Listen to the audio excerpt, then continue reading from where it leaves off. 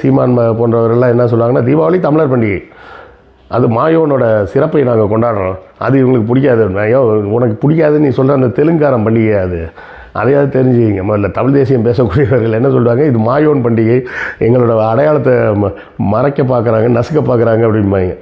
இந்த தீபாவளின்ற பண்டிகையை யாரை வேண்டான்னு நீங்கள் சொல்கிறீங்களோ அந்த தெலுங்குக்காரங்களோட பண்டிகை, தெலுங்காரன் பண்டிகை எடுத்து வச்சு கொண்டாடிக்கிட்டு, அதுவும் இப்போ ஒரு 400 வருஷமாக தான் கொண்டாடிட்டு இருக்கீங்க. இது நாங்கள் 10,000 வருஷமாக கொண்டாடுறோம் அப்படின்னு கதை விட்டுக்கிட்டு இருக்காங்க. சரி, அதெல்லாம் ஒரு பக்கம் இருக்கட்டும். பண்டிகை கொண்டாடுங்க, சந்தோஷமாக இருங்க, அவ்வளோதான்.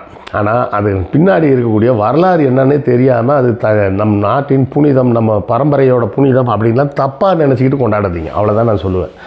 எந்த பண்டிகை வேணாலும் கொண்டாடுங்க, நீங்கள் கிறிஸ்மஸ் கொண்டாடுங்க, ரம்ஜான் கொண்டாடுங்க, தீபாவளி கொண்டாடுங்க, பொங்கல் எல்லாத்தையும் கொண்டாடுங்க, சந்தோஷமாக இருங்க. கொண்டாட்டங்கள் தான் மக்களுக்கு மகிழ்ச்சியை தரக்கூடிய விஷயம், அதில் அது எந்த குறையும் கிடையாது. ஆனால் அதோட பின்னணி என்னன்னு தெரியாமையே அது வேறு ஒரு பாரம்பரியம்னு நினச்சிட்டு இருக்காதீங்கன்றதுக்காக தான் இந்த விளக்கம். ஸோ இது குறித்த உங்கள் கருத்துக்கள் என்னன்றதை கமெண்ட்